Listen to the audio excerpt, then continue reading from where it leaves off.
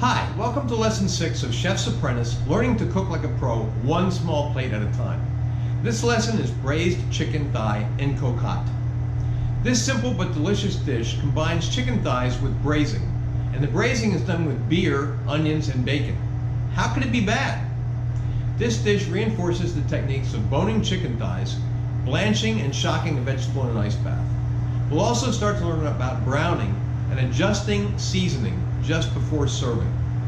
Techniques today are slicing carrots into coins, simmering, blanching, and shocking in an ice bath, boning a chicken thigh, seasoning, dredging, browning, braising, and adjusting seasoning. So let's start cooking. So here we are at the board for Lesson 6, Braised Chicken Thigh en Cocotte. So first we'll start with our meats, as we always do. The meats for our ingredients will be chicken thighs. We're only going to do one of them, but I have several of them here today. I believe the ingredients that are on the description part of the video calls for 6, but we're only going to do 1 for the demonstration. Also, you'll need to have a carrot or carrots, depending on how many you're making. You'll need to have some onion. I have some red onion here and some shallot that I'm going to use. You could use small miniature onions. You could use sweet onions, regular yellow onions, white onions, whatever you want. We'll also need some dark beer. The dark beer we have today is Abita Turbo Dog, which is my wife's favorite beer. It's a brown ale. You could use any dark beer. And we'll also need some bacon. I've got a couple of strips cut in half here, probably 4 strips cut in half. We're only going to need probably about 2 strips.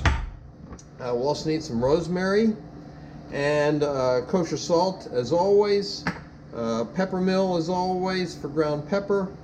We will need some softened butter, and also we'll need some flour for dredging, and I have it here in a dredging pan. So that's our meat for the. We need one other thing, and that is a fat to brown the chicken in. Now, we're going to use bacon fat that we have cooked the bacon in, that we've cooked this bacon in.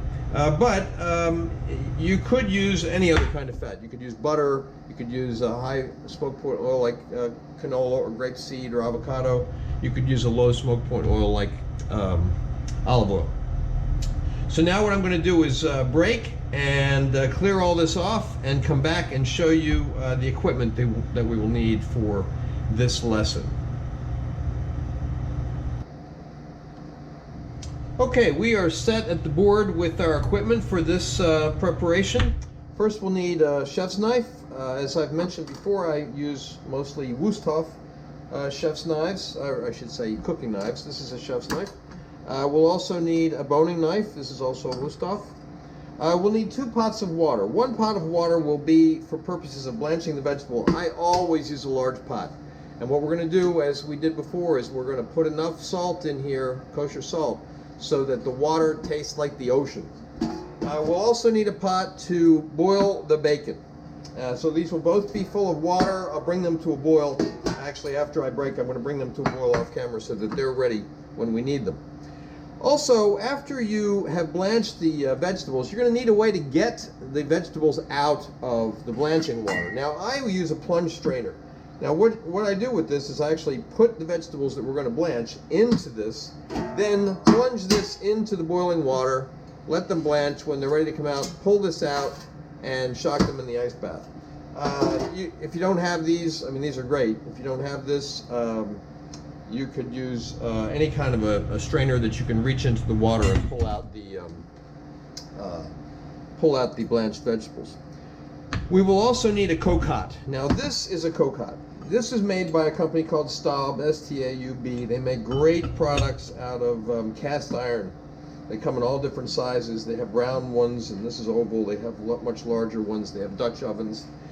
Now you might say, well, I don't have anything like that. Well, remember, this is learning to cook like a pro, and this is what a pro would cook with, okay? So you could use maybe a ramekin. If you have ramekins, it would have to be a fairly large one because it has to be large enough to hold the whole chicken thigh. Another way you could do this, if you don't have cocottes, and you don't want to get any cocottes, is you could use a baking pan and put all of your chicken thighs into the same baking pan and do them all at the same time. Now the drawback of that is that then you're going to have to separate them, plate them up individually, and they may not look as good. If you make your dish in this cocotte, you serve it in this cocotte, looks great, you don't have to do any repot plating, it doesn't get messy, it doesn't mess up the chicken and the other things around it by trying to take it out of a baking pan and then putting it into a serving dish. So I recommend you get something like this. They don't have to be made of iron, they can be made of earthenware, they can be made of any kind of metal, but these are great because they are made of cast iron and they retain their heat very well. And they have the lids that lift off with this ribbon so you don't burn yourself. And also whatever you have to do it with, you need to have a lid. Now, if you do the baking pan method, like I mentioned, you can cover it with foil when you bake it. But if you have something like this, about this size, make sure it has a lid. Okay. You'll also need a kitchen timer. I have today my lettuce kitchen timer that somebody gave me, but I also have the timer that's on my smartphone. We'll need a bowl of ice. This is a bowl at the moment without ice, but when we start cooking it will have ice in it. Actually, ice water, I should say. That's how we will plunge. We will plunge the vegetables in here to shock them to stop the cooking.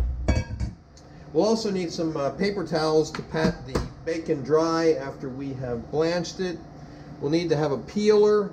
This is an OXO peeler. It doesn't have to be OXO, but OXO makes great products, and this is a very nice peeler. And we will also need to have something to open our beer bottle with, because the beer that I'm using does not have a twist-off cap, so you need a bottle opener if your beer does not have a twist-off cap. We will need some wax paper for purposes of buttering these cocottes. So we'll get some butter and we'll rub it in here. The wrapper that comes around butter is the best thing for spreading butter onto a pan or a dish that you're buttering before you cook with it. But the butter I'm using today was taken out of that wrapper a while ago, so I don't have one handy. Wax paper is a great substitute. We'll also need to have a dredging pan, which I showed you earlier when I showed you the flour. A dredging pan with, about a 1/4 to 3/8 inch of flour in it. And we will need to have a frying pan for browning the chicken. And then we will need something to put the chicken on when it comes out of the frying pan. I always use sizzle plates. You could use any kind of a plate. And then we will need an underplate. When you serve your dish, assuming that you make it in a cocotte or something like this, it's going to come out of the oven. It's going to be hot. And you don't want to put it down right in front of your guest. You may scorch the table that's underneath. You may scorch the placemat if you have one. So you want to have an underplate. And you want it to be an underplate that can take the heat. This is a gratin dish. These came from Crate and Barrel, but you can get them in a lot of places. And they can take the heat. It's also good to have them already warm. Not hot, but warm, so that when you put that hot cocotte into the dish is not shocked by the temperature of the cocotte. So have these already warm. And also I like using the gratin dish because they're oval. They mimic the shape of the cocotte. Sometimes I'll also put a little bar napkin in here so that the cocotte does not slide around in the dish. And it also helps to make a nice presentation if you use a colored napkin, black or maybe red. Okay, so that's our equipment, and so what we're going to do is break, and we're going to come back, and we're going to start cooking. Okay, so we're here at the board. We have our prep list, and the first thing we have on the prep list with 2 stars is to preheat the oven to 300 degrees, and that's what I did. I've already preheated the oven. We're going to be braising today. Braising means low and slow. It means a relatively low temperature in the oven, and or it could be also in a Dutch oven that you do braising, but a relatively low heat, and slow meaning you take more time. So braising is low and slow. So we preheated the oven to 300 degrees. Also, we brought the water to boil for blanching the carrots, and that is boiling, and I left it boiling. And then also we need to bring the water to boil for blanching the bacon and then simmer it. So I brought that water to a boil and it is simmering in the second of the 2 pots that I showed you. Okay, so the next things on the list are to slice the onions and to peel the carrots. So let's start with the carrot, and we are going to peel it. Different people have different techniques. You can do halfway toward yourself, you can do away. I think away is harder, more likely to cut your fingers. So I do it toward myself for the carrot that's the thickest, and then I do away from myself for the thinnest part of the carrot. And for this dish, we want coins. So we're going to cut off the end, and then we're going to slice the coins to be about the size or the thickness of a nickel. And how many do we need? Well, you saw the size of the cocotte earlier. We're going to put the chicken in there. We're going to put some some carrots on top of each piece of chicken. So we'll need, maybe 10 slices of carrot per cocotte. Now, so we're only making one. I'm just going to slice this whole carrot, but we're only making one. But if you were making more, then you'd want to obviously slice more carrots. Also, these carrots are about the size of a nickel. So if they were a much larger round carrot, then after slicing it into a coin like this, we'd cut it in half and make a half moon. But these are a nice size the way they are. All right, so then we have our onion. We are going to just slice the onion. And like I said, we're using this red onion today because I had some red onion that I wanted to use up. And you could use any kind of onion. I've used some really small onions that are only about like this size, like a pearl onions, which are great for this dish, but I couldn't find any when I was getting the ingredients we need today. I also have some shallot, so I'm going to slice that shallot. And now what we're going to do, these bigger pieces, I'm just going to cut in half so that they're not quite as big. Okay. Now we're not going to need as much of this because, again, we have this cocotte, and I have probably more carrot than I need as well, but I'll just do all that carrot. I'll do roughly an equal amount of onion. See that? We'll keep this other onion here for another use. And we're going to put these into the plunge strainer.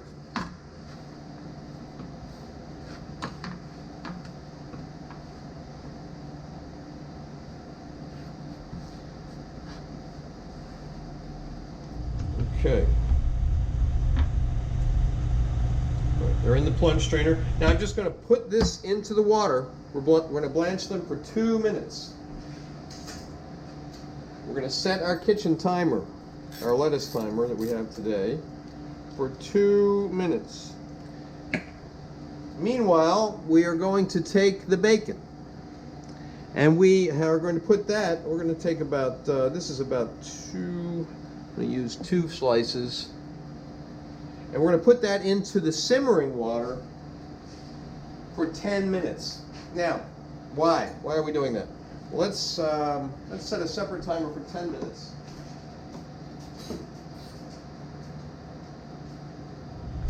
The reason that we are doing that is, this is something I saw Julia Child do, and I was amazed when I first saw it, the idea of boiling bacon. But if Julia did it, then I think it's the right thing to do. And so what she said is that you boil the bacon, it reduces its saltiness, basically. So we're going to let the bacon simmer in the water for about 10 minutes. So we have peeled and coined the carrots. We've sliced the onions. We're now simmering the bacon, and we're doing that. Oh, there we go. So we're ready to take our vegetables out and plunge them into the ice water. That will stop the cooking. Now, why are we blanching these vegetables? We're doing it because we wanted to have them to be partially cooked before we put them into the cocotte to do the braising, and that way they will cook better in the cocotte. They will also help to develop. It will help to develop their flavors as well. So we've got them in the ice water. We're just going to leave them in the ice water for a few minutes to make sure we've stopped the cooking. All right, now next thing we need to do is we're going to butter the cocotte. Let's take this extra onion and get it off the board so we can work clean. You may notice sometimes that I move things into my hand, and these are very sharp knives, and you might think that that's seems dangerous. You need a lot of practice. When I do that, you might notice that the knife is always pointed down to the board, and my hand is coming up the side of the knife. I never bring the knife directly into my hand. So be careful about that until you get to be very experienced with the knife. So we're going to butter the cocotte, and to do that, we're going to take just probably like a half a teaspoon of butter and our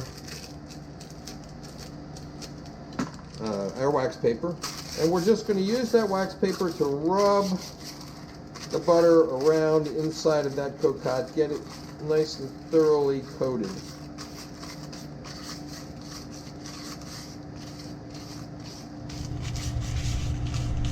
Good.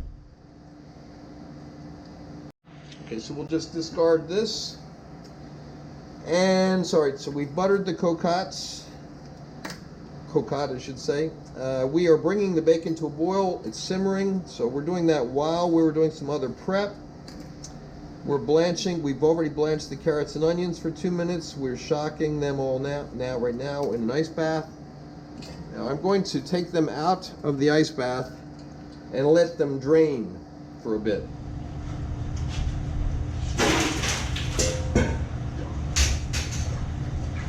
Now it's not crucial that they drain very much. We just don't want them dripping wet, because they're going to become in a kind of a wet solution inside of the cocotte anyway. All right, now we need to bone the chicken. So let's make sure we don't have anything else to do on the board before we start boning the chicken. Okay, so we do want to prep the rosemary first. Now I've already pulled off pieces that are about the right size. We're just going to you just want to take a piece about like this, because again, you have a cocotte that's about that size. Let's just trim off the end here, and that will fit in there very nicely. See, perfect. So that's the preparation of the rosemary. Not much to do there. All right, next thing we need to do is we need to bone the chicken. All right, so let's take a chicken thigh. And remember, we did everything we could do on the board before we do the chicken thigh, because the chicken thigh is now contaminating the board. This is the same procedure we used to bone chicken thigh for one of the prior lessons. We're using our boning knife. We're slicing along the top of the bone. Sorry, my camera just clicked off on its own, so I've just put it back on. And so we're slicing along the top of the bone and down the side of the bone, around this knuckle at the end, and then underneath, and separating the bone from the chicken. Okay, so that is done. That has been boned. We have a little bit of extra fat here. Let's try to get rid of some of that. You don't have to. Fat always adds flavor, but because this is being braised, the fat will actually be melting into it as although actually no, we're going to be browning first, so it might not have it would have gotten browned. All right, good. So now we have deboned the chicken. When I say bone the chicken and debone the chicken, that's the same thing. Now we want to season the chicken.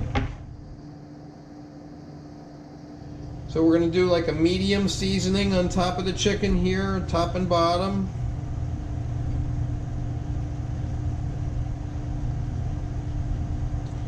Good, and the same thing with Peppermill. Now you might have thought, well, he just contaminated his Peppermill with his fingers, with his chicken fingers. Well, for one thing, I try to hold the Peppermill inside. So my fingers are contaminated, fingertips are contaminated, but between the thumb and forefinger is not, and that's where I try to hold it so I don't contaminate the Peppermill. I'll also wipe them down later on. Okay, so we've seasoned the chicken. We did it kind of a medium seasoning. We're going to be adjusting the seasoning at the very end before we serve the dish to make sure it's right. Okay, now we want to dredge the chicken, and it's the same thing that we did the other day when we dredged the chicken for a different dish. Or, no, I think it was the turkey saltimbocca that we dredged. And so we just want to put it into the flour and get a nice coating of flour all around. Okay, we can actually, since we only have the one, we can actually leave it in there for now. All right, I'm just going to rinse my fingers.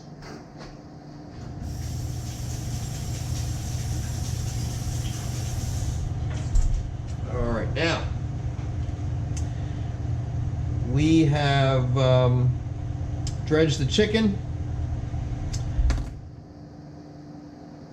Now what we want to do is get the bacon, and we still have about 2 minutes left on the bacon. I said to simmer it for 10 minutes, but in fact we are going to just take it out now. It's been 8 minutes. We're going to bring it over on this side of the board where the chicken has not been. However,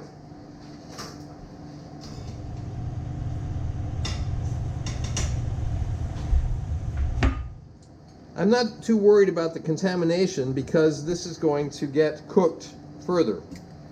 So we're just going to pat this bacon dry. You can see that it gets kind of rubbery when it's been blanched. Pat it dry. Okay, now, so we have checking our prep list. We have blanched the bacon, and we patted the bacon dry. Next thing we're going to do is we're going to partially fry that bacon. And so what I'm going to do is I'm going to break, and I will meet you back at the stove in a minute. Okay, we're here at the stove. I have heated my, let's adjust the camera here just a little bit. Good. We're back at the stove. I've heated the frying pan a little bit just to get us a little bit of a head start. You can start with a cold pan if you want to. We're putting the bacon down into the pan. I have pretty high heat here. I'd say medium high. And what we want to do is we want to partially cook this bacon. Now why? We're partially cooking it for a couple of reasons. One, we don't want it to be crispy when we put it into the cocotte. Nothing else in there is going to be crispy. We're going to braise it for a period of time, which will make the chicken very soft and tender. So we don't want the crispiness of the bacon to the texture of that to overpower the texture of the dish as a whole. Secondly, we don't want all of the fat of the bacon to render into the cocotte. We don't want it to be too fatty. Third, we want some of this bacon fat in this pan so that we can brown the chicken thighs. We want some of the fat to render into the pan. So several different reasons for what I call par cooking the bacon. So we're partially cooking it. Now we're going to let this cook for a minute.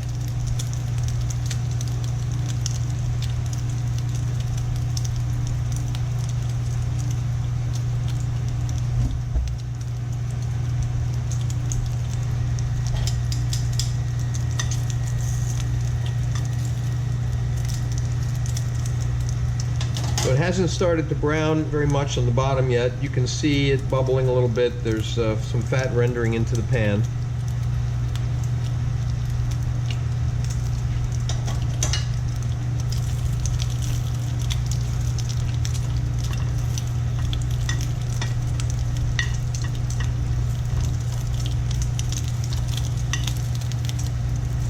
Now sometimes you'll have hot spots in your pan or on your stove, and you might want to, like I noticed that this one's getting more cooked than the others are, so I'm just going to move them around a little bit so I can get more of an even cooking on all the pieces.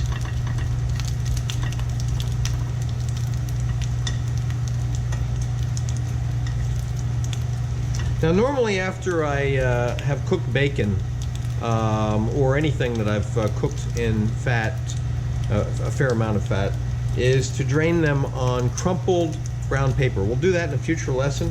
We don't really have to do that today because we don't have to worry about the crispiness. We're not actually going for crispiness, we're going for something that's softer. But to crumple them on brown paper, to let them cool on crumpled brown paper helps to maintain the crispiness. If you put them onto paper towels, then the heat of the protein itself will cause steam on the paper towel, which will help to get rid of your crispiness. So if you want crispiness, it's not a good idea to cool something you've fried like this on a paper towel. Better to use crumpled brown paper. So I can see they're starting to get browner on the bottom. See over here on that side is definitely hotter. These two over here were definitely cooking faster. And in fact, I don't really want them to cook. I want to cook on this side just a little bit.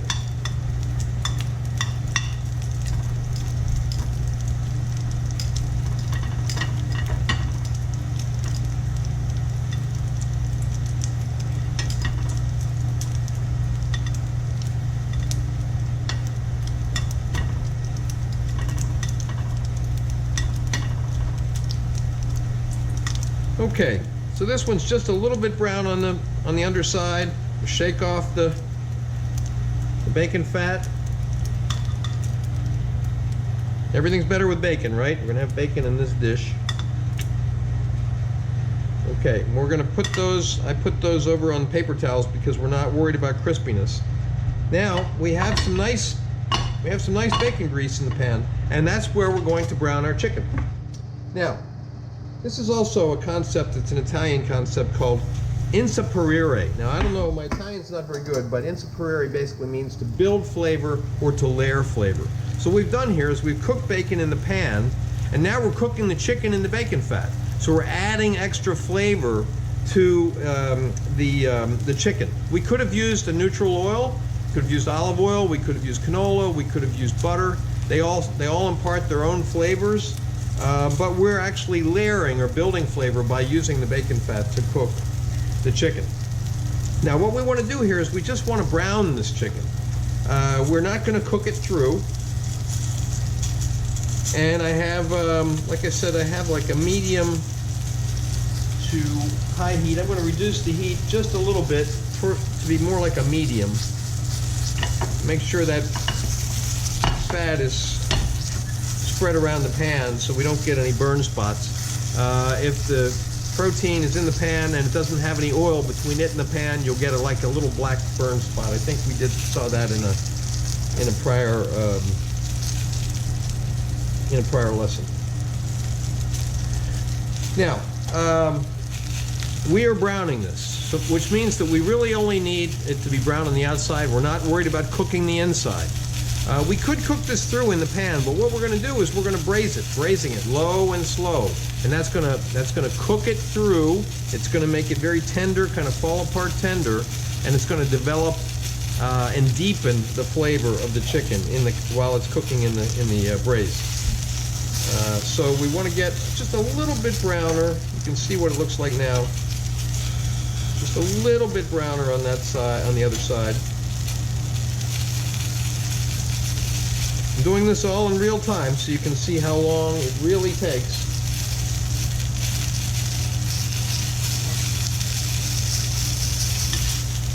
That looks really good. Make sure that oil is covering the bottom of the pan, and we're going to brown this side as well.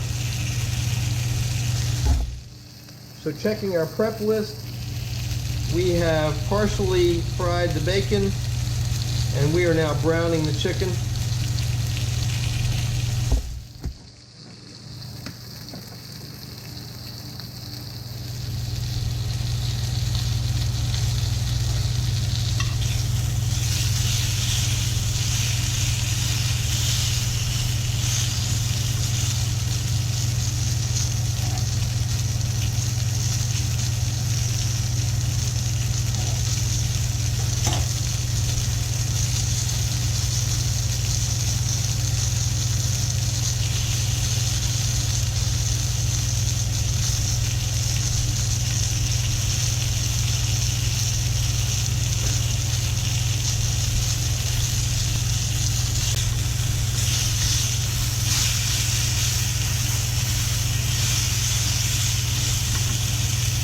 Press it down like that. It helps to contact the chicken with the pan. Sometimes you'll see in a restaurant where chicken has been cooked under a brick.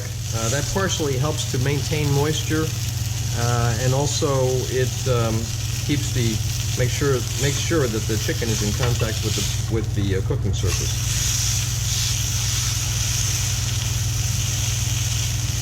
Now in this dish, technically, it's not even important that we brown the bottom because you're not going to see the bottom. It's going to be in the bottom of the cocotte. But we're going to brown both sides. I have to turn the fan on here.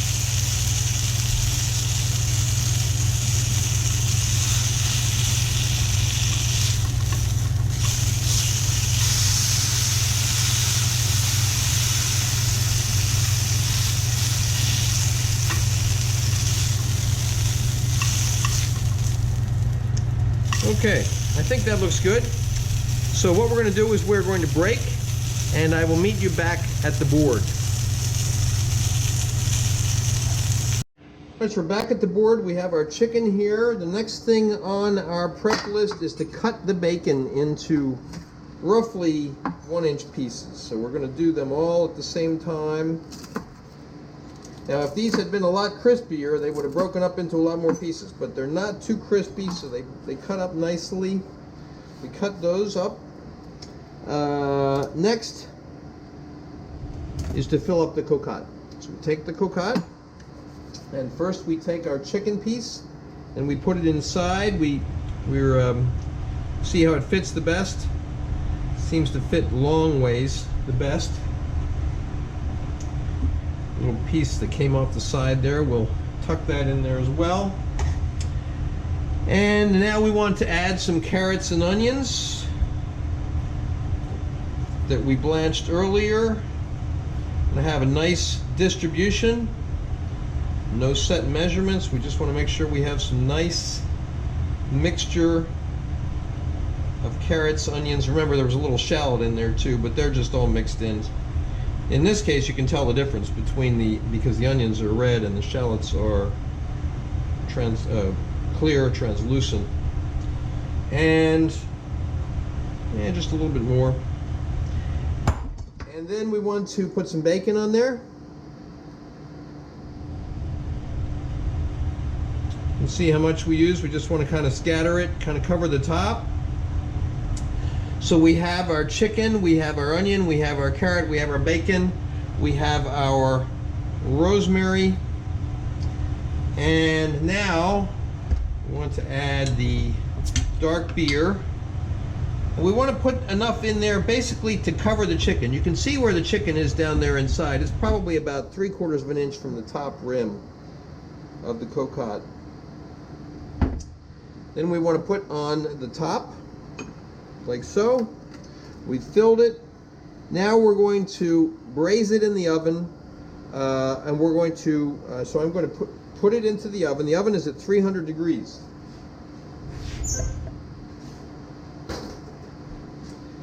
So it's in the oven. We're going to come back and we're going to check it after an hour, and we will see how it's doing.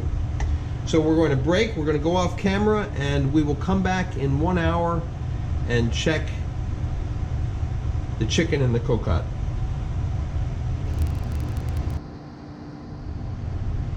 Okay, so we're back. We've gotten out this board that can take the heat of the hot cocotte, and we're going to check it. It's been an hour in the oven at 300 degrees. Now, I want this chicken to be kind of fall apart tender, and using a toothpick, just picking at it a little bit, it is not yet fall apart tender. It's tender. You could eat it, but I want it to be falling apart a little bit more than this. So what we're going to do is we are going to top it off. We're going to top it off with a little bit more beer and put the top back on the cocotte. Put it back into the oven for another half an hour. So, put it back in the oven. I'm going to set my timer for a half hour. Now, one thing I didn't mention earlier is why are we covering it? We're covering it because we want to keep the heat. We want to keep the moisture inside that cocotte. If we didn't have a cover on it, being in a 300-degree oven, a lot of that moisture would just evaporate out of there, and you might get more browning on the top of the. Well, my camera just clicked off again in the middle of my sentence. So what I was saying is, if you didn't have the top on it, you might get more of a browning, but less moisture. So we have the lid on there so that we keep the moisture in. Also, something I didn't mention earlier is the bones from the thigh. When we deboned the chicken thigh, I don't know about you, but I keep those. I keep those to make stock. There's another video, it's a bonus video called on how to make duck stock. Same process used to make chicken stock. So I save my bones and I make stock from them from time to time. Okay, so we have the timer set for half an hour. We will go off camera and we will come back and check again in 30 minutes. Okay, so it's been another half an hour. Let's check our dish. Take it out of the oven. Take off the top. Now, as you can see, actually, there's like a little bit of bubbling going on in there, which is nice. And the chicken seems to be nice, pull apart, tender. Yeah, I think that's really nice. That's good. All right, so I'm going to say that this is ready to eat. We have, according to our prep list, we have braised it covered. We've checked it. It took an hour and a half total. And now we're going to adjust the seasoning. So, take a spoon and we will, see a nice little sauce that's built up in there. It's got a nice color to it, and see whether it's got a good seasoning to it.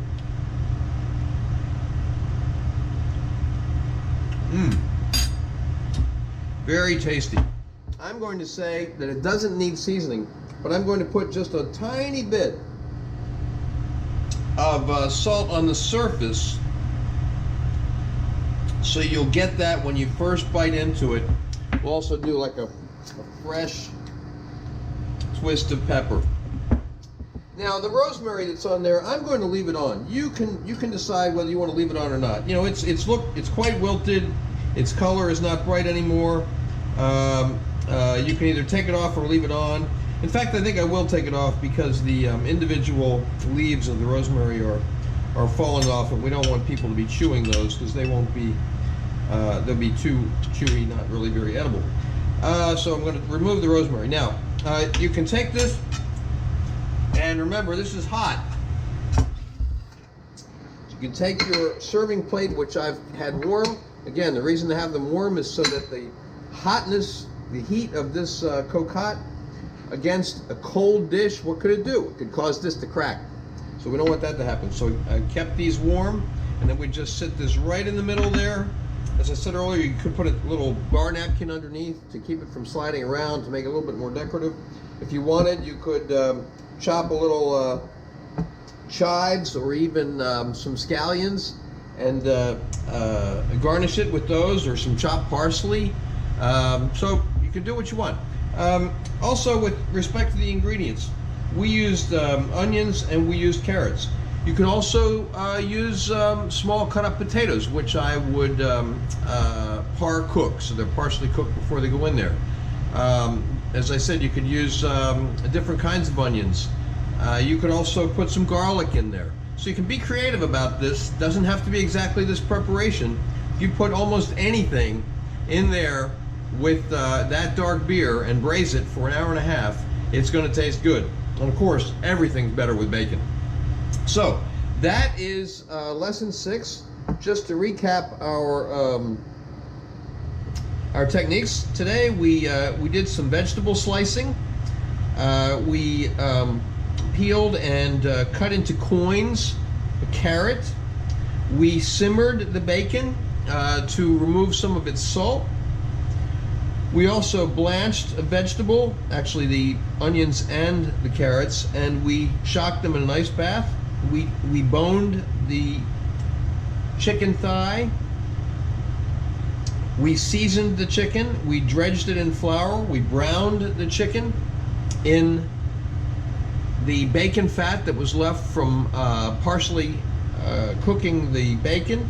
And then we braised the dish in a cocotte at low and slow, braising, low and slow, 300 degrees, hour and a half. And then we adjusted the seasoning at the end, and that's our finished dish. So, that's the end of lesson 6. Hope you enjoy it.